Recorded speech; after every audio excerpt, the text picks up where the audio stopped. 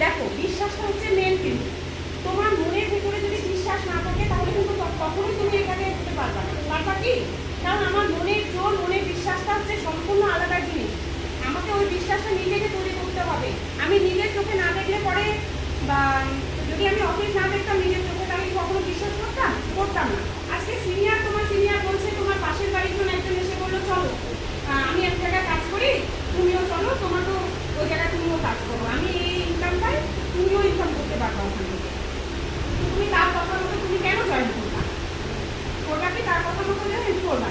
কারণ আমি নিজে বুঝবো, নিজে অফিস জানবো, কোম্পানি সম্পর্কে জানবো, এই কাজটা সম্পর্কে জানবো, এখানকার ইনকাম সম্পর্কে জানবো, তারপরে কিন্তু আমি কাজটাতে জয়েন করবো, তাই তো?